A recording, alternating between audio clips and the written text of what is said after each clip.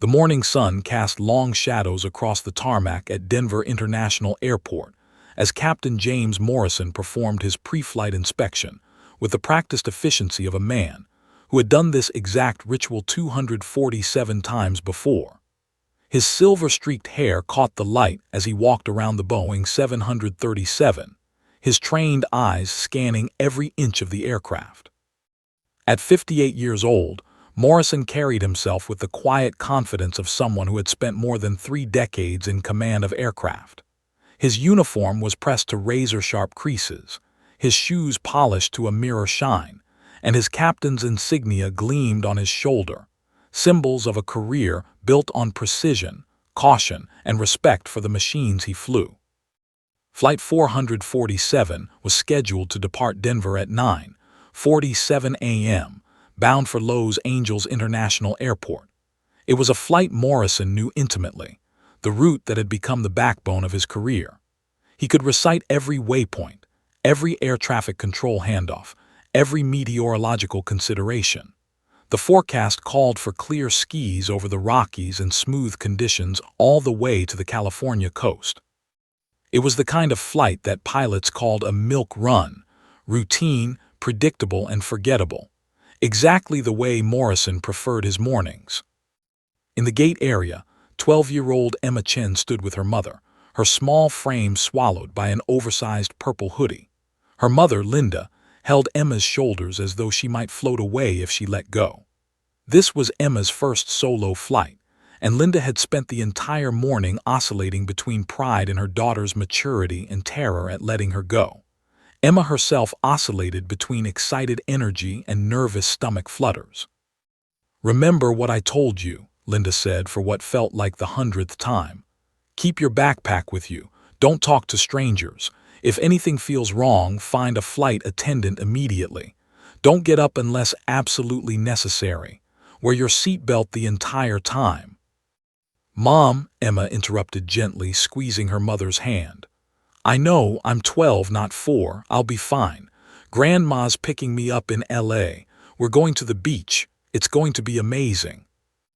Emma's father, David Chen, had worked as an aeronautical engineer for Boeing for the past 15 years. It was from him that Emma had inherited her logical mind and her comfort around aircraft. She'd grown up around airports, around technical discussions about flight systems, around the culture of aviation. When other kids talked about being afraid of flying, Emma simply didn't understand the sentiment. She'd heard her father explain 1,000 times how aircraft were the safest form of transportation, how every system had multiple backups, how redundancy was built into redundancy. Linda bent down and kissed Emma's forehead. "I love you. Call me when you land." "I will love you too." Emma turned and walked toward the security checkpoint, her purple hoodie visible above the crowd until she disappeared around a corner. Linda stood watching for another moment, then turned away, trying to convince herself that her daughter would be absolutely fine. In the flight deck, Captain Morrison completed his walk-around inspection and made his way to the cockpit. First Officer Sarah Chen was already there, conducting her own pre-flight checks with methodical precision. Chen was newer to the captain's seat.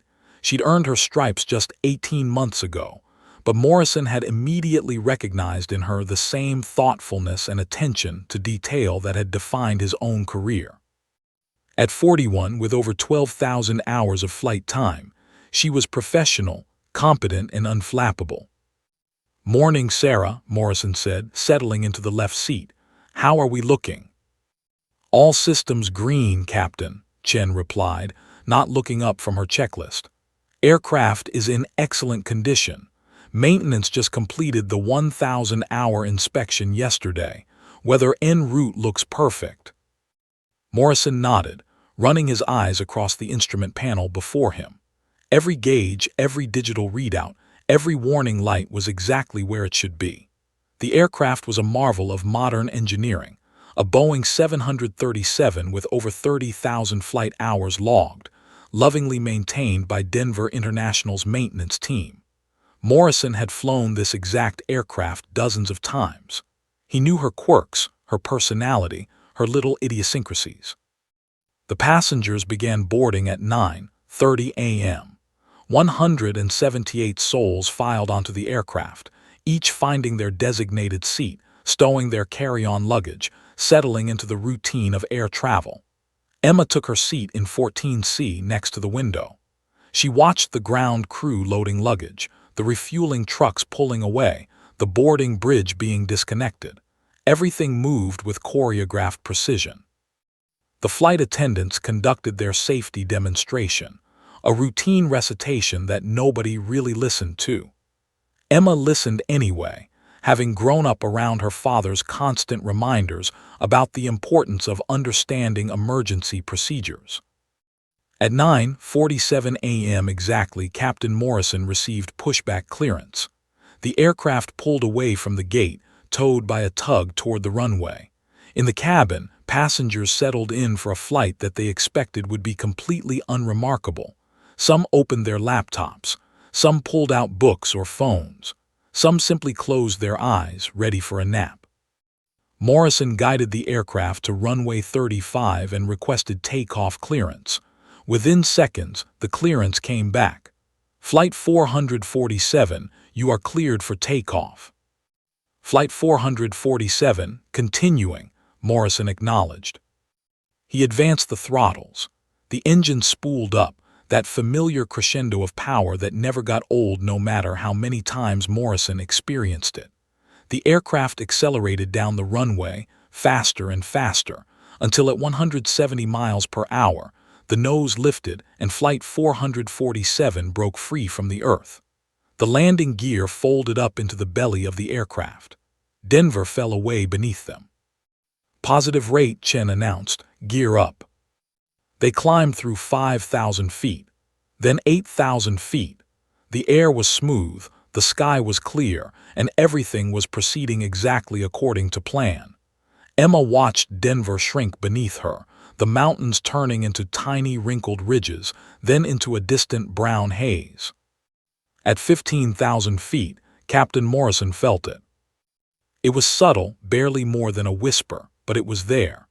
A vibration almost imperceptible coming through the control yoke.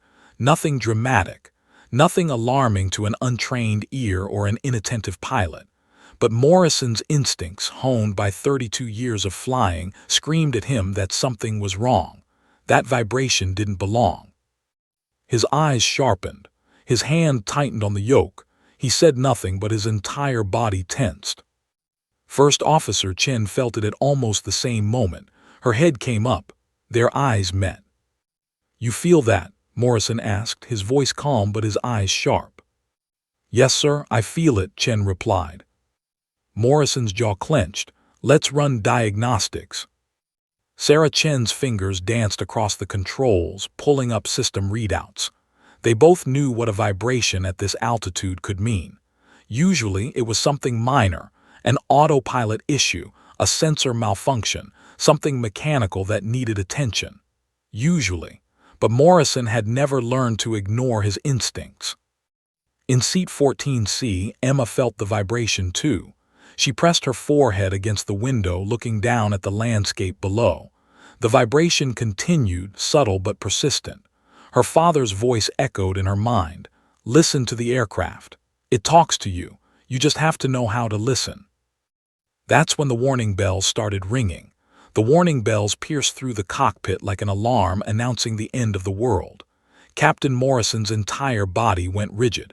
In his 32 years of flying, he had heard many warning alarms, some serious, some minor, but each one a message from the aircraft that something required immediate attention. This alarm was different. This alarm was urgent. "Hydraulic system 1 fault," First Officer Chen announced, her voice steady despite the sudden spike in adrenaline coursing through her veins. Her fingers flew across the control panel, pulling up the hydraulic system diagnostics. The readout glowed red. The pressure readings for hydraulic system 1 were dropping, not gradually, dropping. Morrison's mind immediately shifted into emergency response mode. After 32 years, this transition was automatic. Fear was compartmentalized, stored away in a locked box. What remained was pure focus and years of ingrained procedure. "Acknowledge the fault," he commanded. "Run full diagnostics on System 1.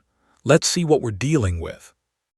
The aircraft was at 18,000 feet now, continuing its climb toward the planned cruising altitude of 35,000 feet. The vibration that had initially caught Morrison's attention was now accompanied by subtle changes in the aircraft's handling. Nothing dramatic, most pilots wouldn't have noticed. But Morrison noticed. Chen noticed. "Captain," Chen said, her voice taking on a note of concern that hadn't been there moments before, "Hydraulic System 1 pressure is continuing to fall. We're at 70% nominal.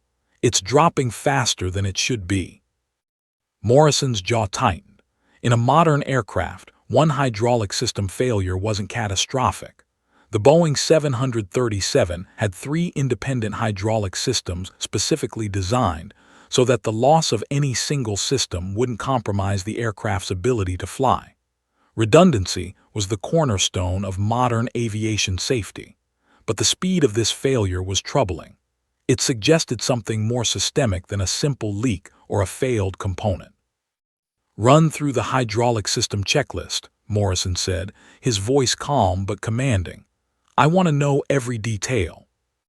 Chen's hands moved methodically through the procedures, checking valve positions, pump status, fluid temperatures, filter conditions. Everything looked normal except for the pressure reading, which continued its downward march. 55% nominal, 48%. The trend was ominous. In the cabin, most passengers remained unaware that anything was wrong. The slight vibration had stopped. The aircraft was flying smoothly. The flight attendants were beginning their beverage service, moving through the aisles with practiced grace, offering soft drinks and pretzels to passengers who were settled in for a routine flight. Emma, however, noticed something: the subtle change in engine pitch. The way the aircraft's attitude seemed to shift slightly. Her father's voice echoed in her mind again. "The aircraft is always talking to you. Most people don't listen." She pressed her ear against the bulkhead, trying to hear what the aircraft was saying. "Captain, Hydraulic System 2 is showing anomalies." Chen's voice crackled through the headset with barely contained urgency.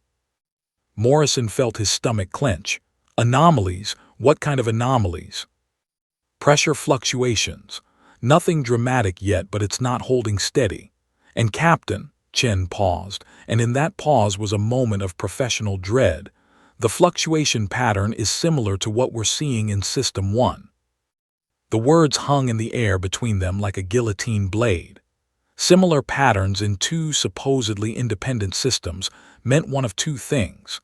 Either they both had the same source problem, which shouldn't be possible if the systems were truly independent, or something fundamental about the aircraft's design had a flaw neither of them had ever encountered before. Morrison immediately reached for the radio. "Denver Tower, this is Flight 447. We are experiencing instrumentation anomalies. We need to reduce altitude and request immediate vectors back to Denver." The response came back within seconds, the controller's voice neutral and professional, trained never to show alarm. "Flight 447, understand you're requesting return to Denver. Advise nature of emergency." "We have fluctuating pressures in our hydraulic systems," Morrison replied, keeping his voice steady. "Both System 1 and System 2 showing simultaneous pressure issues. At this time, we're not declaring an emergency, but we'd like to return to base for troubleshooting." "Roger that, Flight 447. Begin descent to 15,000 feet. Vectors for return to Denver will follow. Stand by." The controller's professionalism was reassuring, but Morrison knew the truth. If both hydraulic systems were failing together, this was already more than a minor anomaly. The fact that 2 supposedly independent systems were showing similar problems meant the root cause might not be in the systems themselves, but in something that fed both systems: the hydraulic fluid itself. A contaminated fluid supply could affect all downstream components. Morrison began the descent procedure. At 15,000 feet, the ride became noticeably rougher. They were dropping below the smooth air at altitude and entering the more turbulent air closer to the ground. "Captain, System 3 is showing elevated fluid temperatures," Chen announced, and now there was no hiding the tension in her voice. This was no longer a minor issue. System 3 was supposed to be completely separate, completely independent. The fact that it was showing any sign of distress at all meant something was fundamentally wrong. "Elevated temperatures," Morrison repeated, his mind racing through the implications. "How elevated?" "Already 5 degrees above nominal. Temperature is climbing." 5 minutes ago, Morrison had expected a smooth flight to Los Angeles. He'd been thinking about the book he'd brought to read during the layover, about whether he'd have time to grab decent dinner before the return flight tomorrow. Now his entire world had collapsed into the next 5 minutes, the next 5 decisions. The warning bells screamed again. A new alarm, then another. The cockpit filled with the electronic cacophony of multiple systems in distress, each one demanding attention, each one screaming that something was desperately wrong. "System 3 pressure loss." Chen's voice rose despite her training. "Captain, all 3 systems are showing pressure anomalies." Morrison's hands moved across the control panel with desperate precision, silencing alarms, pulling up readouts, trying to make sense of the impossible data streaming across his screens. All 3 hydraulic systems, simultaneously. The redundancy that should have protected them had become meaningless if all 3 backups were failing together. In the cabin, passengers were beginning to notice something was wrong. The aircraft's attitude had changed noticeably. The nose was angling downward. The engine's pitch had altered. A woman in 12B gasped and gripped her armrest. An elderly man fumbled for his phone, as if he might document what was about to happen.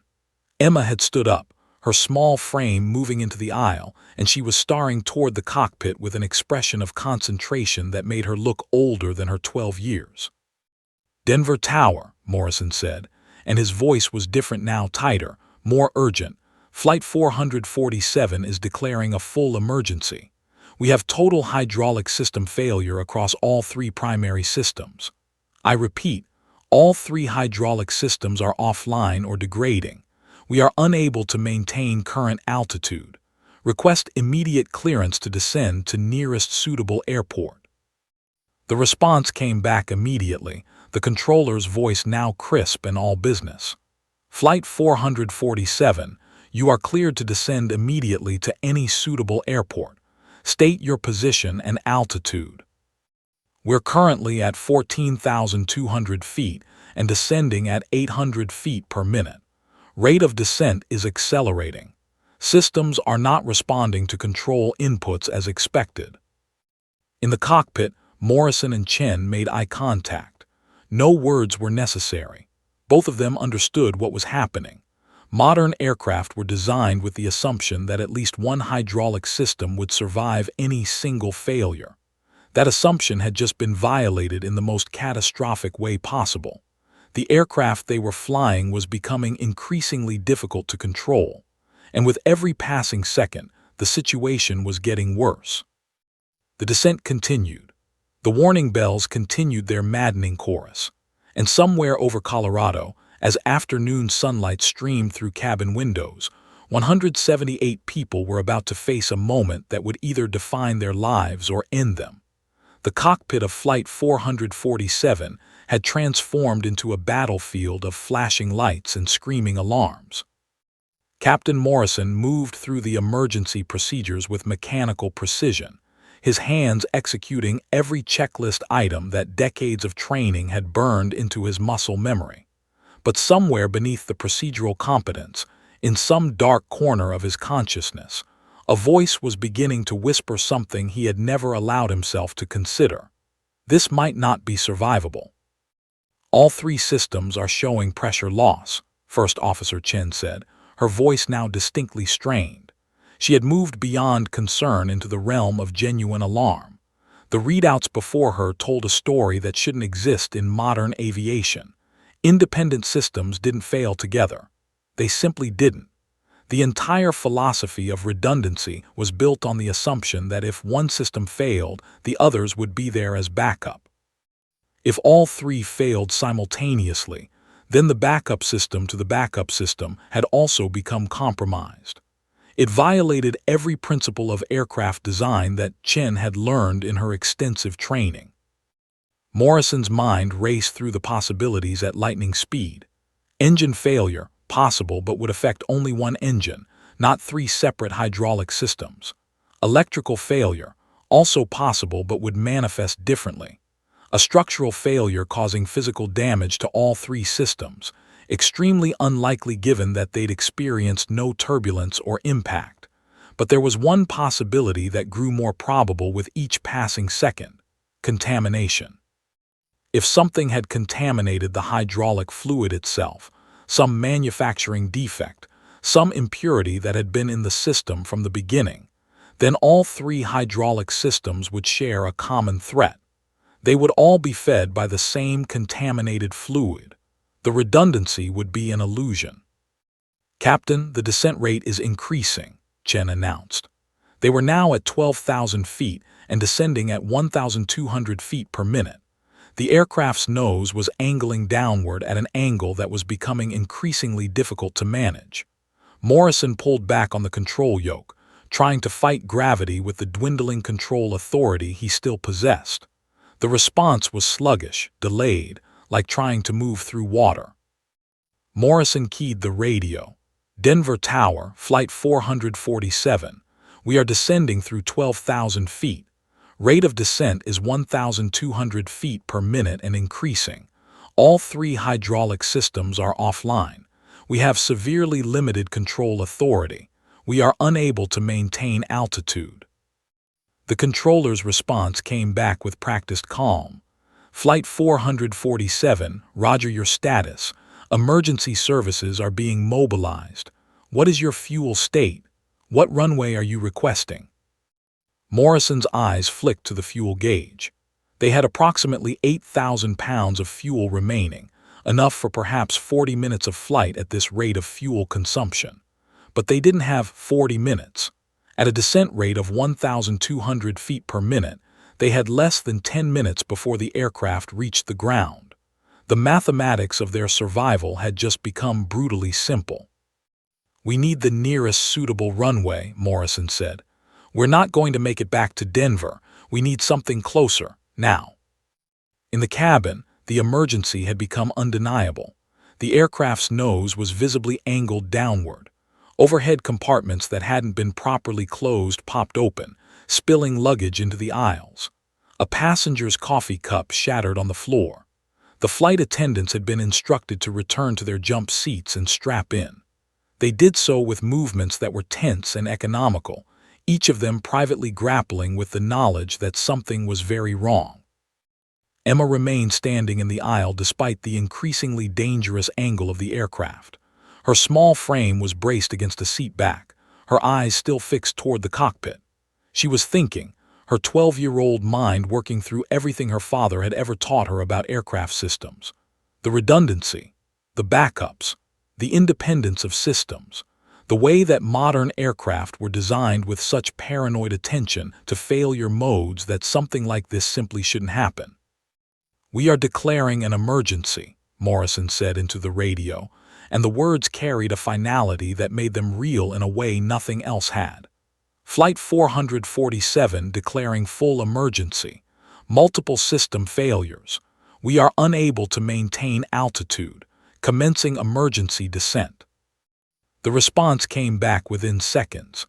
"Flight 447, divert to Rocky Mountain Regional Airport, 27 miles to the south. Runway 24, 8,200 feet long. Emergency services are being notified. You are cleared for direct approach." 8,200 feet. They were currently at 11,000 feet. If they could somehow arrest their descent rate and glide toward Rocky Mountain Regional, they might just make it. But the aircraft wasn't gliding. It was sinking, and the sinking was accelerating. Morrison tried every procedure he knew. He attempted manual reversion to the mechanical backup systems, the primitive analog systems that had been relegated to emergency-only status because they were so crude and unresponsive compared to modern hydraulic controls. He moved the control surfaces through partial authority, trying to establish some semblance of controlled descent. The aircraft responded sluggishly, as if fighting him, as if the weight of the situation was pressing down on the metal fuselage itself. "Captain, System 3 pressure is now 0, Chen reported. Her professional demeanor was cracking. There was fear in her voice now, naked and raw. System 3 was gone. They were down to whatever partial control Morrison could eke out of the mechanical systems and the increasingly unresponsive hydraulic backups that were all showing critical failure. The aircraft descended through 10,000 feet. Then 9,000 feet. Morrison tried banking left. The aircraft responded with excruciating slowness, the banking motion occurring in what felt like slow motion. He tried pulling back on the yoke to arrest the descent. The nose came up, but only partially, only temporarily. Gravity was winning. Gravity always wins in the end. "We're going to hit the ground," Chen said quietly. It wasn't a question or a prediction based on careful analysis. It was a statement of fact. She was looking at the numbers, seeing the trajectory, understanding the mathematics of their descent. They were losing altitude at a rate that the aircraft simply couldn't sustain. Even if they made it to Rocky Mountain Regional, the descent angle was too steep. The descent rate was too high. The control authority was too limited. Morrison's face had gone pale. His hands moved across the controls with decreasing confidence. He had flown through turbulent weather. He had dealt with engine fires. He had managed medical emergencies at 37,000 feet and brought the aircraft down safely. But he had never encountered a situation where his training, his experience, and his instincts all pointed toward the same impossible conclusion. They didn't have a solution. "We have complete loss of primary flight control systems," Morrison said into the radio, and his voice had changed. The confidence was gone. What remained was the voice of a man accepting the unacceptable. "We have primary hydraulic failure across all 3 systems. We are unable to establish stable flight. We are going down." The words hung in the air. In the tower at Denver International, controllers froze. On the ground below, emergency services received the message. And in the cabin of Flight 447, 178 people faced the reality that their lives might end in the next few minutes. Emma had stopped thinking about what she knew. Her young mind had moved beyond the intellectual exercise of understanding systems and failures. She was now facing something more primal, the knowledge that she might die. Her mother's face flashed in her mind. The beach in Los Angeles that she would never see. Her grandmother waiting at the arrival gate with a sign bearing her name. The aircraft descended through 8,000 feet, and Captain Morrison, the man who had flown 247 times on this route, who had spent 32 years in command, who had never failed in his responsibility to bring his aircraft safely home, realized with crushing clarity that he might fail now. That despite everything he knew, everything he had learned, everything he had done, it might not be enough. And in that moment of despair, that moment of resignation, nobody noticed that a 12-year-old girl in a purple hoodie was refusing to accept defeat. While Captain Morrison was accepting defeat, Emma Chen was refusing to. She remained standing in the aisle of the descending aircraft, gripping a seat back for balance as the nose continued its downward angle. Around her, passengers wept, prayed, held hands, said quiet goodbyes to loved ones who would receive phone calls in a few hours that no parent, spouse, or child ever wanted to receive. But Emma was thinking. Her father's voice had been her constant companion since childhood, a gentle internal narration that explained the world in terms of systems and redundancy and elegant engineering solutions. "The reason modern aircraft are so safe," he had told her dozens of times over dinner, "is because they're designed with the assumption that things will go wrong. So they build backups to the backups. But here's the thing, Emma. that only works if the backups are truly independent. If they're all connected to a common source of failure, then redundancy becomes useless. Emma's 12-year-old mind, now running at maximum capacity, began to work backward from the problem. All three hydraulic systems had failed, simultaneously, in the exact same way. The odds of three independent systems failing at exactly the same rate with exactly the same pressure loss profile were astronomical, unless they weren't independent, unless they shared something. She thought about her father's workbench at home, covered with technical diagrams of aircraft systems. She thought about the times he'd shown her how modern aircraft had mechanical backup systems, crude, analog systems that predated hydraulics, systems that were built in an era when engineers didn't trust electronics or hydraulics completely. Systems that were physical linkages, cables and pulleys and mechanical connections that moved control surfaces through pure mechanical advantage, independent of any fluid pressure.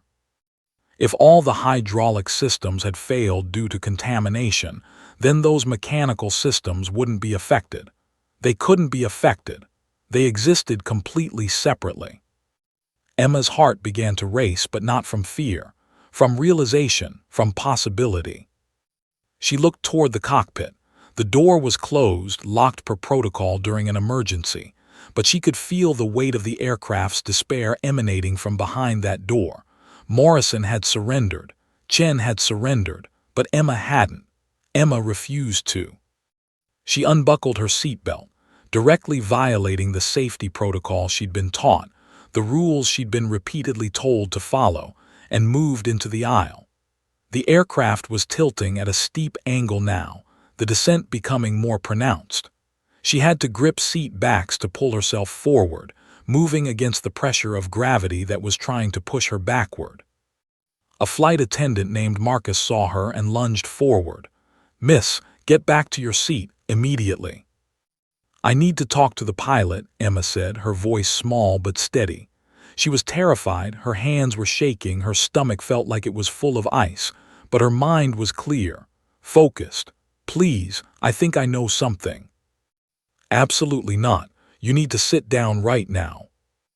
"My name is Chen," Emma interrupted, and something in the way she said it, something in the clarity of her voice despite her obvious fear, made Marcus pause.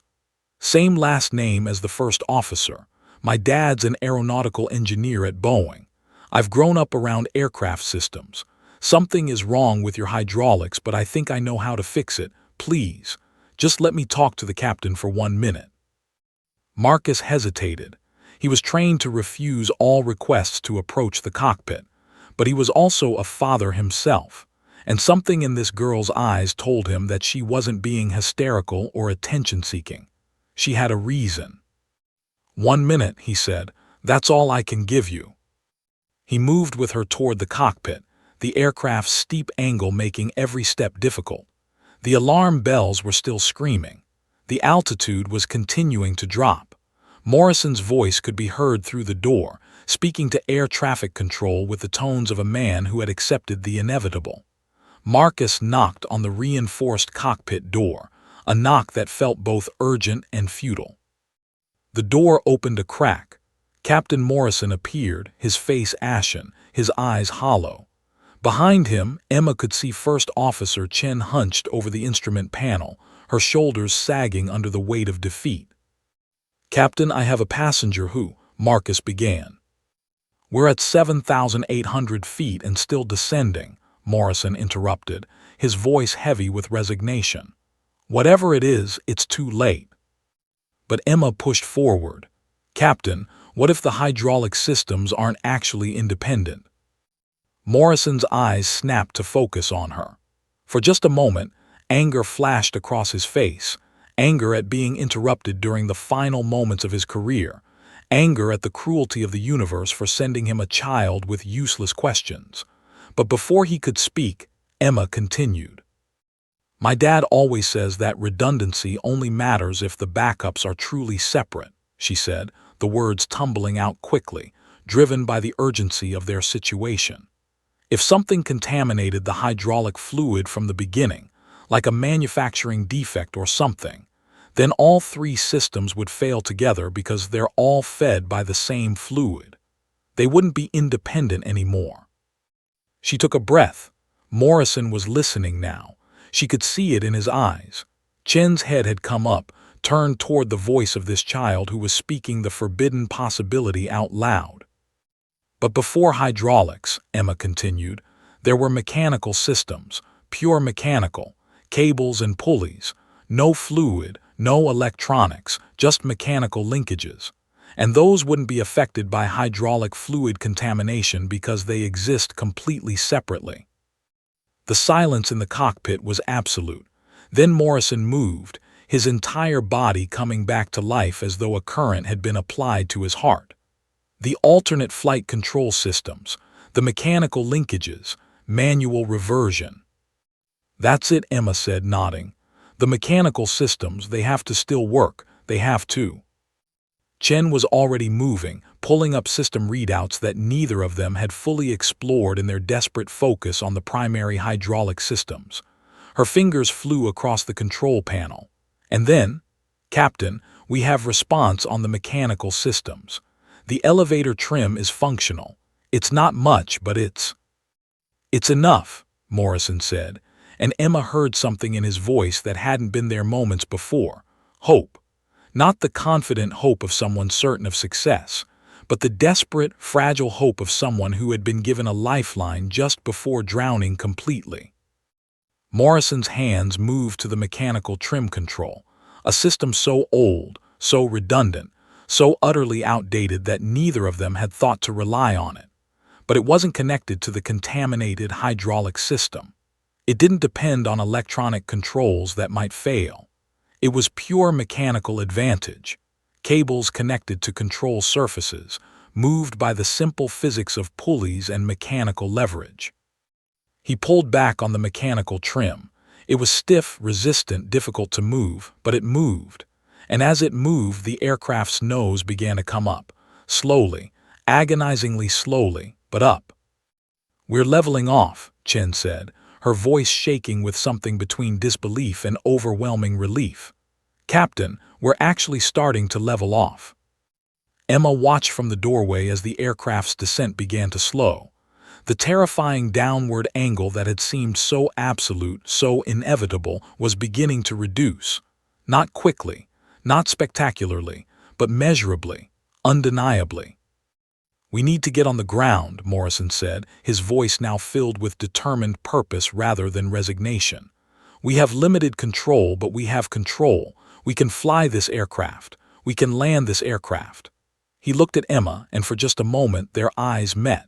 In that moment was a transmission of gratitude so profound that no words could contain it.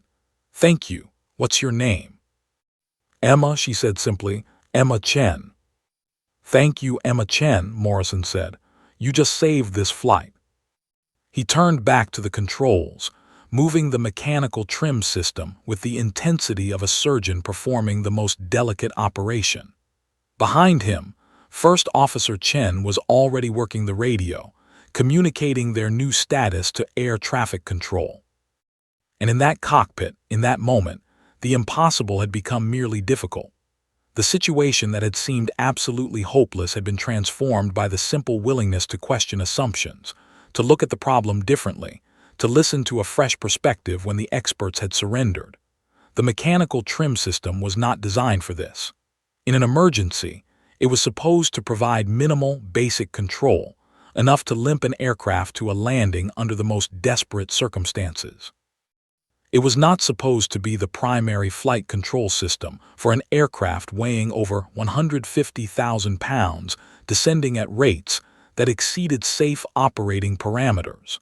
But Captain James Morrison was going to make it work anyway. His hands moved on the mechanical trim control with the precision of a surgeon operating on the patient who had just saved his life. The trim wheel resisted his inputs, stiff and difficult to turn. This was ancient technology by modern standards, a pure mechanical advantage system that had been supplemented, then relegated to backup status, then nearly forgotten in the age of fly-by-wire aircraft. But it was responding.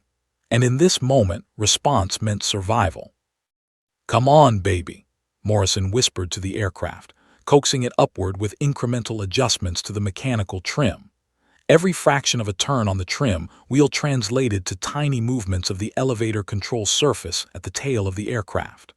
Those tiny movements pushed against the aerodynamic forces trying to nose the aircraft downward.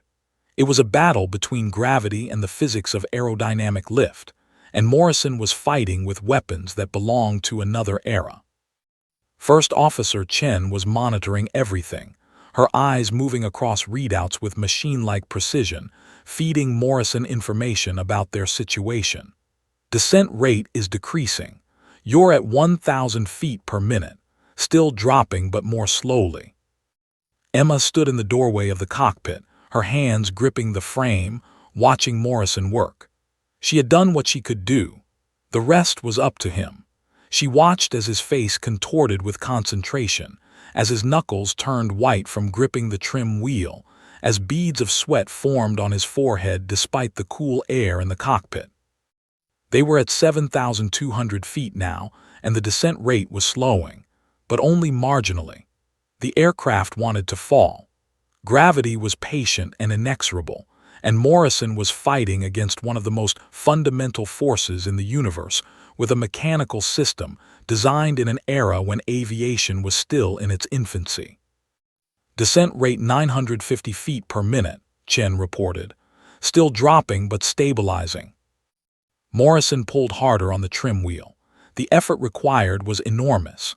Modern aircraft did this work electronically, with hydraulic actuators responding to pilot inputs with smooth, powerful movements. Morrison was doing it mechanically, converting the rotation of the trim wheel through a series of cables and pulleys that translated his muscular effort into movement of control surfaces. It was exhausting. It was archaic. It was working. The aircraft descended through 6,800 feet, then 6,500 feet. The rate of descent continued its glacial decline. Each reduction of 50 feet per minute was a victory, a step away from the certain death they had been hurtling toward minutes before. "Mechanical trim system is showing stress," Chen announced, her eyes flicking to the mechanical system readouts. This was a problem Morrison had anticipated. The mechanical systems weren't designed for this kind of sustained use under extreme load. They were designed as emergency backups, to be used briefly and then abandoned in favor of restoring hydraulic or electrical systems. But the hydraulic systems were dead. The electrical systems were compromised. This ancient mechanical system was all they had. "Tell me when it's reaching critical levels," Morrison said, his voice steady despite the physical and mental strain he was enduring. "But don't tell me before then. I need every fraction of control I can get." The aircraft descended through 6,200 feet. The descent rate had slowed to 850 feet per minute. They had perhaps 7 minutes of altitude remaining at this rate. But Morrison had already requested an airport, and the aircraft was heading toward Rocky Mountain Regional. If he could just slow the descent enough, they might make it. They might actually have a chance. In the cabin, word was spreading that something had changed. The aircraft wasn't dropping as steeply anymore. The angle had reduced. The sense of absolute helplessness that had filled the cabin moments before was being replaced by something more complex, a fragile hope mixed with uncertainty and fear.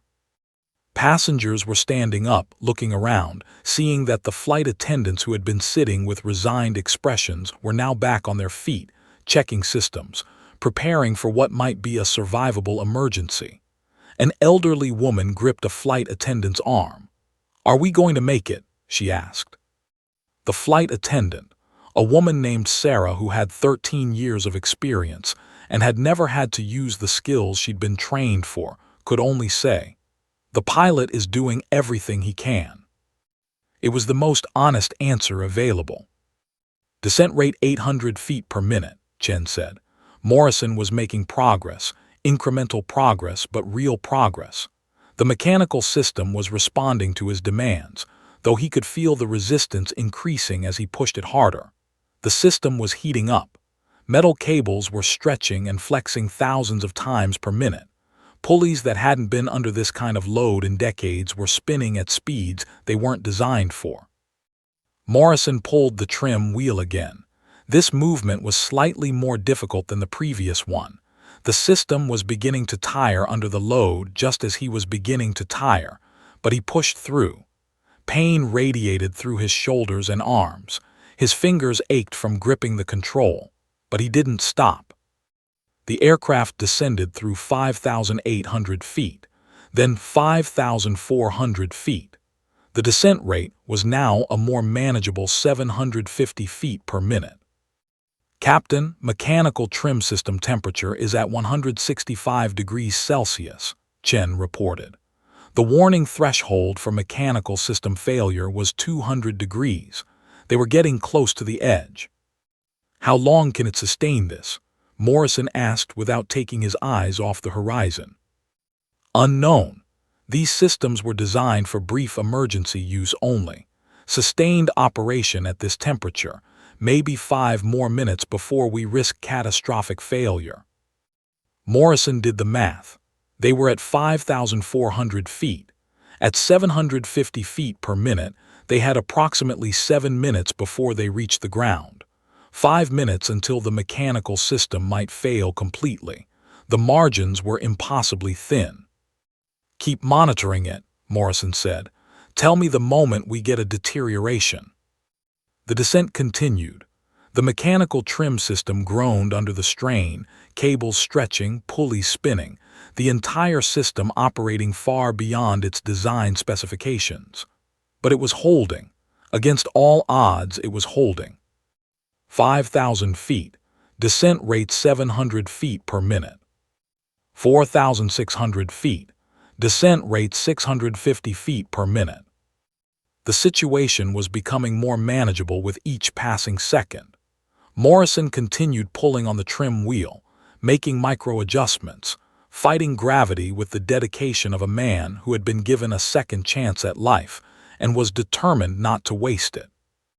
Emma watched from the doorway, her small frame silhouetted against the instrument lights of the cockpit. She had given them the solution. Now Morrison was implementing it with a skill and determination that was almost superhuman. This was what experience meant. This was what 32 years of dedication to his craft had prepared him for, not the routine flights, but the moments when everything depended on whether you could stay calm and focused in the face of absolute catastrophe. "Descent rate 600 feet per minute," Chen announced. The stabilization was continuing. They were approaching the point where the descent angle, while still steep, might actually be survivable with the right landing technique. Morrison took a breath, sweat dripping down his face. The aircraft was still descending, but it was no longer in free fall. It was no longer a death trap plummeting toward the earth. It was becoming, incrementally and against impossible odds, an aircraft that might actually land and stay landed. "We're going to make it," Morrison said quietly, speaking to himself as much as to anyone else in the cockpit. "We're actually going to make this work." And in that moment, with the altitude dropping but the descent rate slowing, with the mechanical systems holding but approaching their limit, the impossible began to transform into the merely difficult. "Rocky Mountain Regional is now in visual range," First Officer Chen announced. "Runway 24, 12 miles ahead. We're at 4,200 feet and descent rate is stabilizing at 550 feet per minute." Captain Morrison didn't respond immediately. His entire world had narrowed to 3 things: the mechanical trim wheel under his hands, the horizon line that he was using as a visual reference for the aircraft's attitude, and the sound of the wind rushing past the fuselage. The cockpit instruments before him were still showing alarm states, still displaying the catastrophic failure of the hydraulic systems that should have made this aircraft unflyable. But they were flying. Impossibly they were flying. "Roger, Rocky Mountain Regional in sight," Morrison finally said into the radio. His voice was hoarse from the strain, but it was steady. "Flight 447 is making approach now. We have severely limited control authority due to complete hydraulic failure. We will need emergency services standing by for a non-standard landing." The controller's response came back immediately. Flight 447, Rocky Mountain Regional is cleared for direct approach. Runway 24 is yours. All emergency services are standing by. Wind is currently calm. Advise your intentions. Morrison took a breath. His intentions. What were his intentions? He had aircraft control systems that were designed to be used for mere minutes in an absolute emergency, and he was about to use them to execute one of the most technically demanding maneuvers in aviation, a landing. A landing that would require precise control of pitch, roll, and yaw. A landing that would require him to manage the descent rate, the approach angle, and the ground effect. A landing that would require him to bleed off airspeed at precisely the right rate while maintaining structural integrity and avoiding a stall. And he had mechanical controls that were overheating and approaching failure. "We will attempt to establish a stable descent to the runway," Morrison said into the radio. "Our control authority is minimal. We will be using mechanical backup systems only. We are requesting emergency foam on the runway and standby for potential runway excursion." Translation: we might crash, we might slide, we might do something that requires foam on the runway to suppress fire, but we're going to try. Emma had moved further into the cockpit now, standing behind Morrison's seat where she could see the instrument panel and the runway growing larger in the windscreen. Marcus, the flight attendant, had protested initially, but Morrison had asked Emma to stay, not for her physical presence, but because her presence was a reminder. A reminder that sometimes the solution to an impossible problem comes from the fresh perspective of someone who hasn't been trained to think within the limitations of conventional wisdom. "Flaps," Morrison said to Chen. "I need flaps to increase drag and reduce our descent rate." Chen's hands moved to the mechanical flap control.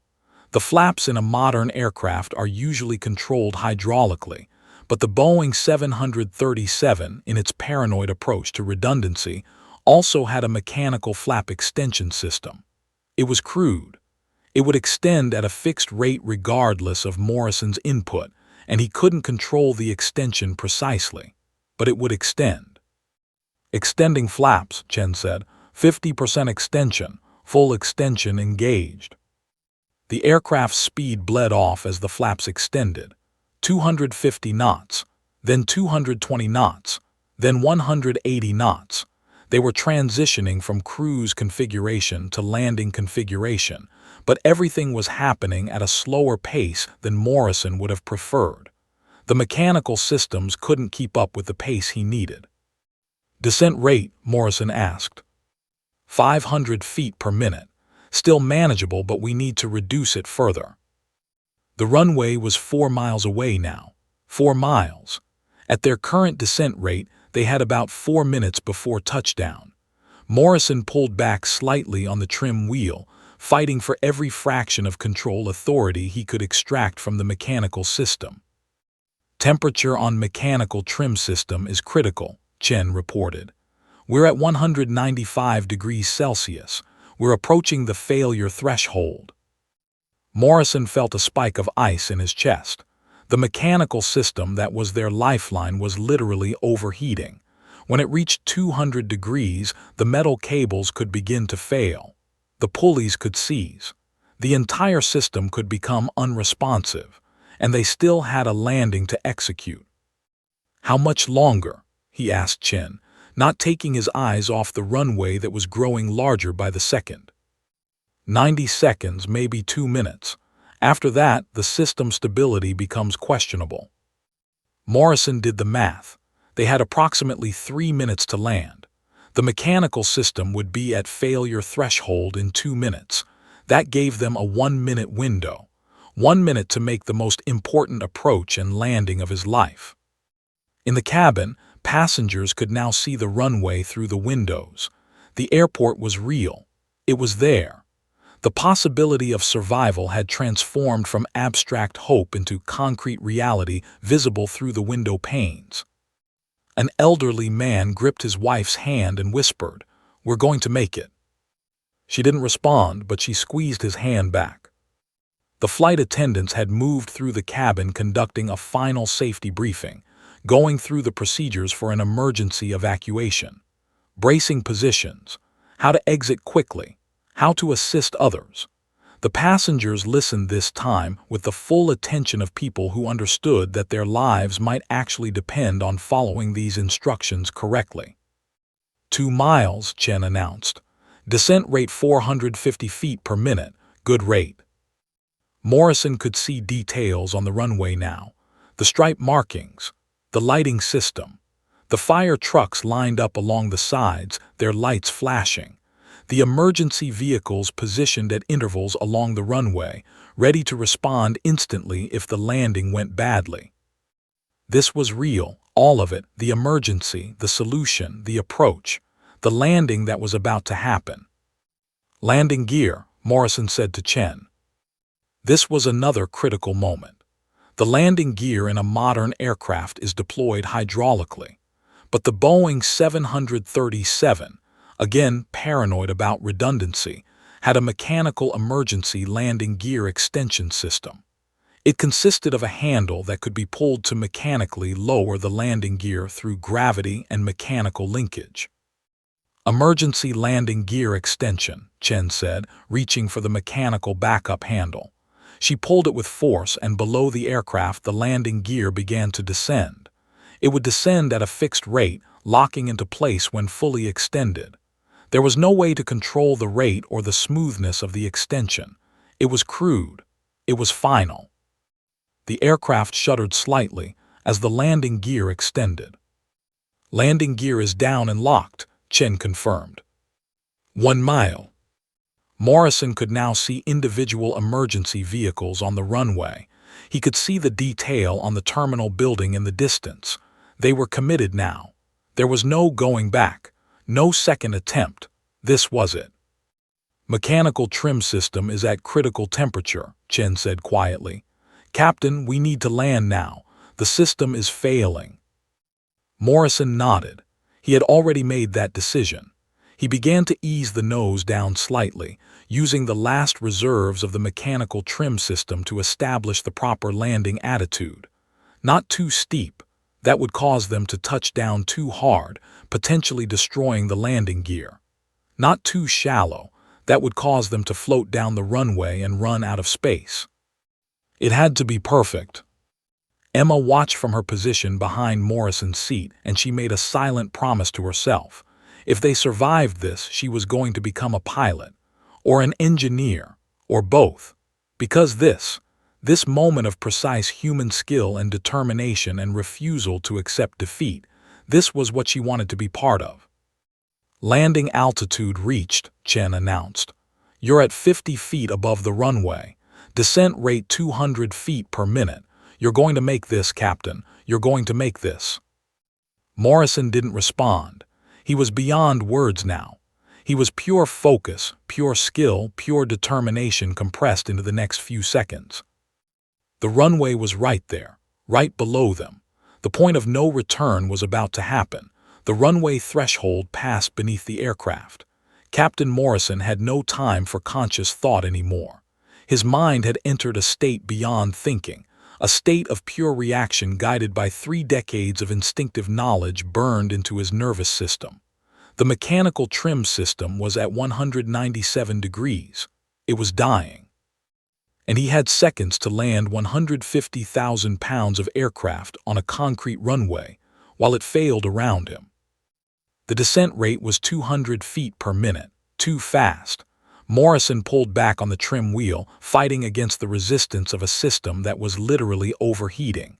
The nose came up fractionally, 150 feet above the runway, 100 feet. The perspective was shifting. The runway was no longer ahead of them, it was below them. 50 feet, Chen announced, her voice steady despite everything. 40, 30, 20 feet, 10 feet. The aircraft was committed now. There was no going around, no aborting this landing. They were coming down whether the mechanical systems held or failed. 5 feet. Morrison made a final micro-adjustment to the trim wheel. Every atom of his being was focused on achieving the perfect landing attitude. nose slightly up, wings level, descent rate manageable. The landing gear touched the runway.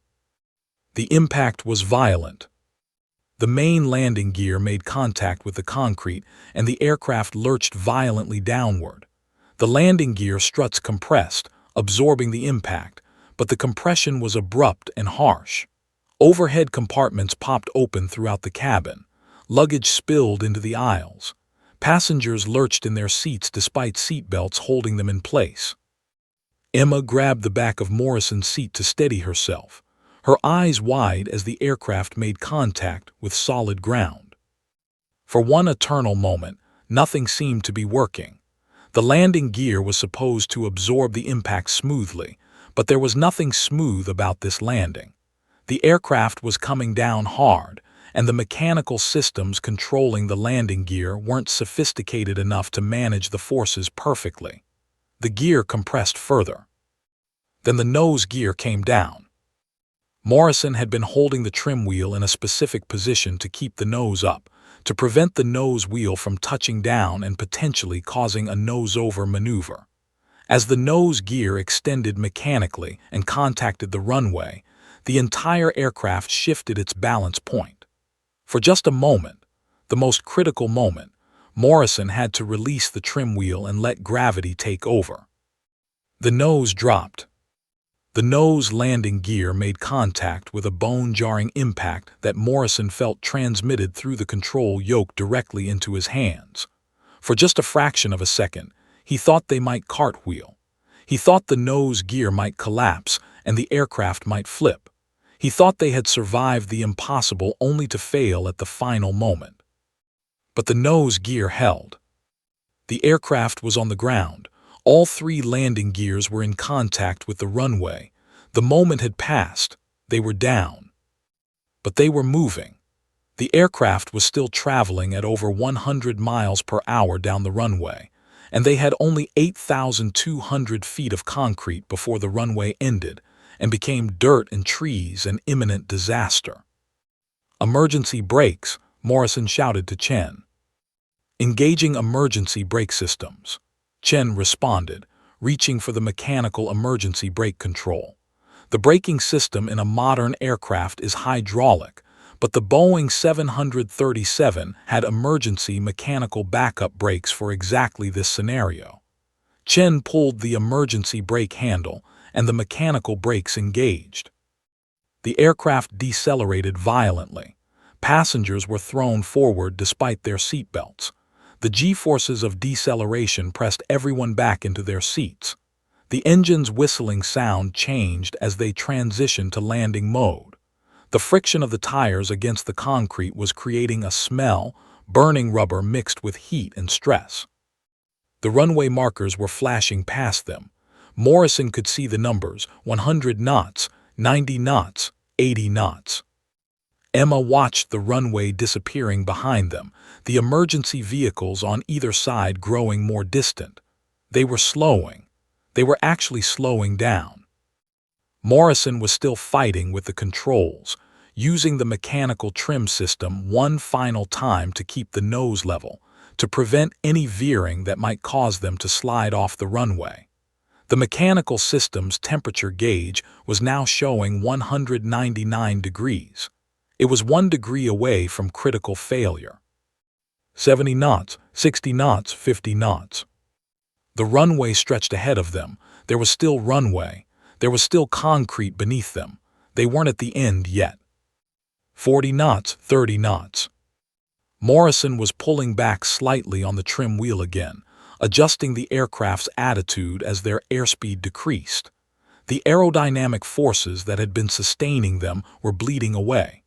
They were becoming heavier, becoming more reliant on pure mechanical connection to the ground. 20 knots, 10 knots. The runway was still there. They were still moving, but barely. 5 knots. And then, almost gently, the aircraft came to a stop. There was silence. The engines continued their wind-down cycle, the electrical systems hummed, but the movement had ceased. Flight 447 sat on the runway of Rocky Mountain Regional Airport, all 178 people aboard alive and safe. For several seconds, nothing happened. The pilots sat frozen in their seats, unable to process that it was actually over. Emma released her grip on Morrison's seat, her legs suddenly feeling like they wouldn't support her. Then the fire trucks began to move. The emergency vehicles roared to life, converging on the aircraft. Firefighters spilled out and moved toward the aircraft with hoses ready, foam at the ready, prepared for fires or hydraulic leaks or any of 100 things that might require emergency response. But there was no fire. There were no explosions. There was just an aircraft sitting on a runway, tilted slightly to the right from the hard landing, steam rising from the overheated brakes, but fundamentally intact. First Officer Chen started laughing, not hysterically, but with the pure, overwhelming relief of someone who had absolutely expected to die and suddenly, impossibly, wasn't. Her laugh was shaky and a little wild, but it was genuine. Morrison remained silent for just a moment longer, his hands still gripping the trim wheel even though there was no need anymore. Then he released it, and his hands fell to his lap. He took a breath, then another. "All personnel remain seated until we receive all clear from ground services," he said into the radio, his voice hoarse but steady. Then, to Chen, "Run through the post-landing shutdown procedures." Chen was still smiling, still shaking slightly, but she nodded and began working through the shutdown checklist. The engines spooled down. The systems that had been screaming in distress began to quiet. The aircraft became inert. In the cabin, the passengers erupted. Applause began, starting from one row and spreading throughout the entire cabin. People were crying, hugging. Some were just sitting in stunned silence, unable to comprehend that they had survived. A woman was on her knees, head bowed, in prayer or gratitude or simply processing the shock. The flight attendants moved through the cabin, checking for injuries, their own relief evident in every movement. Some were crying. Some were laughing.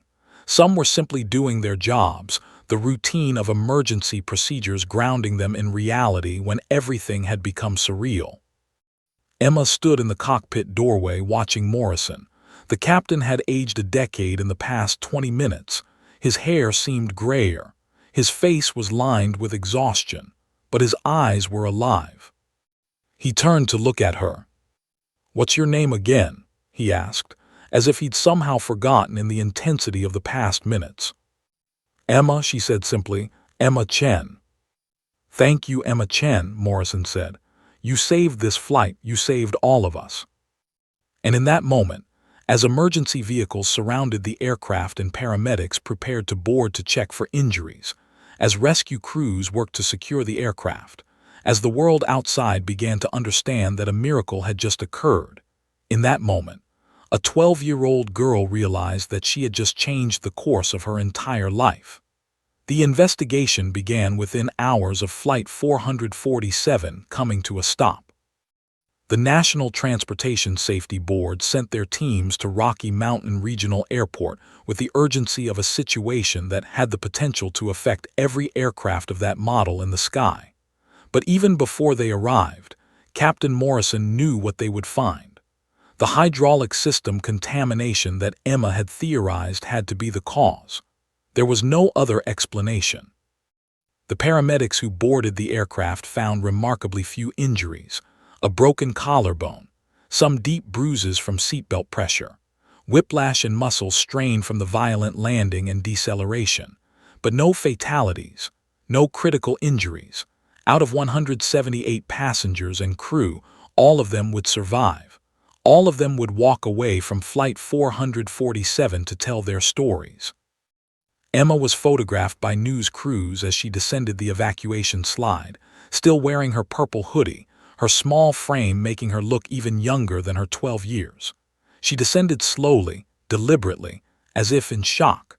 Her parents were waiting at the bottom of the slide with their arms open, ready to hold her.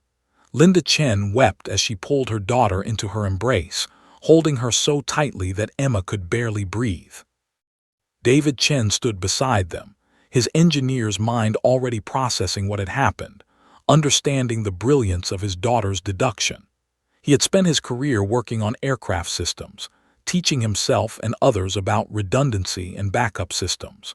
But he had never imagined that his casual dinner table conversations about those systems had been creating an analytical framework in his daughter's mind, a framework that would one day save lives.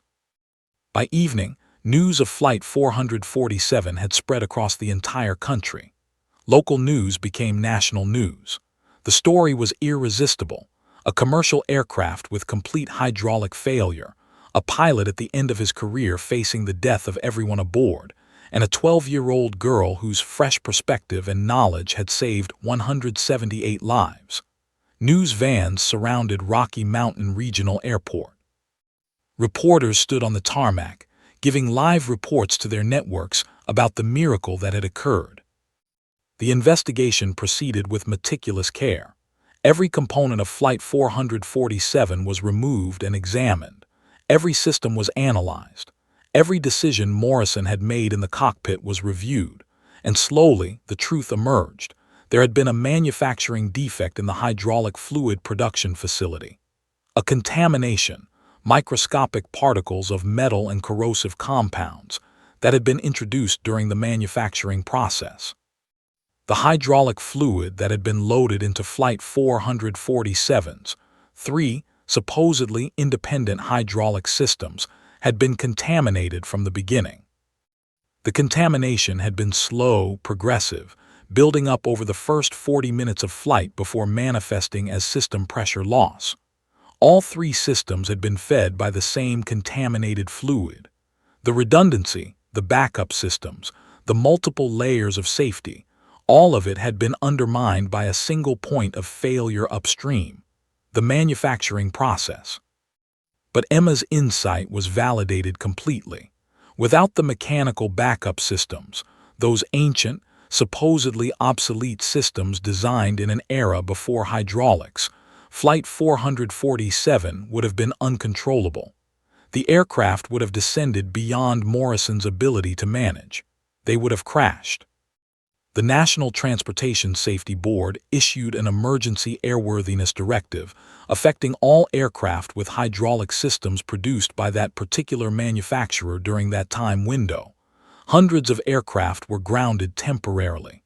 Hydraulic systems were replaced across the industry. It was a massive undertaking, affecting airlines globally, but it was necessary. The contamination could have affected any number of other aircraft. Flight 447 never flew again. The aircraft was retired and eventually dismantled for parts.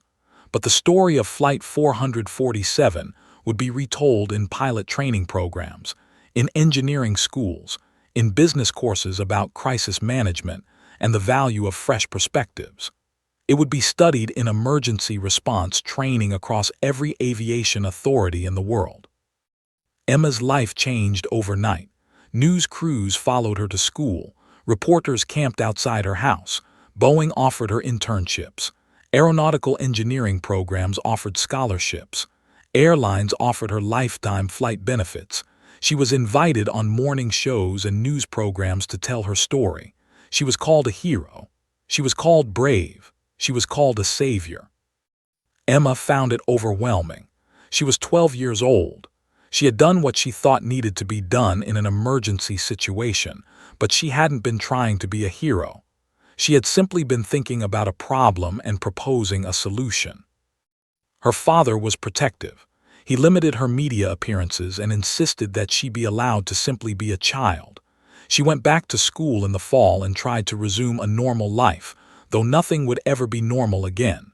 Students crowded around her. Teachers looked at her differently.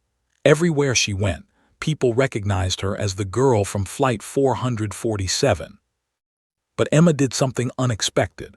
Instead of basking in the attention or trying to leverage her fame into endorsement deals, she started writing. She created a blog called The Fresh Perspective, where she wrote about how outsiders to a system sometimes see solutions that experts miss. How assumptions, even well-founded ones built on years of experience, can sometimes blind us to possibilities. How sometimes the most valuable thing a person can bring to a crisis isn't expertise, it's the willingness to look at the problem differently. The blog became widely read, not because Emma was famous, but because what she wrote was genuinely insightful. She wrote about groupthink and institutional blindness. She wrote about how experience can be both an asset and a liability. She wrote about the importance of listening to people who see things from outside your frame of reference. Her teenage perspective on complex organizational and technical problems resonated with readers across the world. Captain Morrison was invited to speak at pilot training programs about the importance of humility and the willingness to accept help from unexpected sources. First Officer Chen became a voice for younger pilots, emphasizing that the future of aviation depended on respecting experience while remaining open to new perspectives. Together, they became advocates for a more inclusive approach to problem-solving in the aviation industry. At the one-year anniversary of the incident, Captain Morrison received a package at his home. Inside was a birthday card from Emma. It was written in her careful handwriting. "Heroes come in all sizes. Thank you for not giving up when things got hard, for listening when I had something to say, for showing me that experience and humility can exist in the same person. You'll always be my hero, Emma." Morrison framed the card and placed it in his office, where he could see it every day. Every year after that, on the anniversary of Flight 447, Morrison received another birthday card from Emma. The messages varied, but they all carried the same theme: gratitude, respect, the acknowledgement that they had done something extraordinary together. Emma eventually did become a pilot. At 18, she earned her private pilot's license. At 22, she began training at a major airline. She never forgot that the most important skill a pilot could have wasn't just technical expertise. It was the wisdom to know when to listen to a fresh perspective, when to question assumptions, and when to remain open to solutions that came from unexpected places. The incident became a turning point in aviation safety culture. Engineers and pilots worldwide began to focus more deliberately on systems thinking, on identifying single points of failure hidden within redundant systems. Emma's insight, that contamination of a common source could undermine all independent backups, became a standard consideration in aircraft design reviews. Flight 447 had carried 178 people on an ordinary afternoon, 178 people who had expected to land safely in Los Angeles, 178 people who faced the possibility of death when systems failed in ways that shouldn't have been possible. 178 people who survived because a captain refused to give up, because a first officer stayed focused, because mechanical backup systems existed from an earlier era, and because a 12-year-old girl was willing to think differently. In the end, the real lesson of Flight 447 wasn't about aircraft or hydraulics or backup systems. It was about the power of fresh perspective, the value of listening, and the incredible things that can happen when experience and curiosity work together. The end.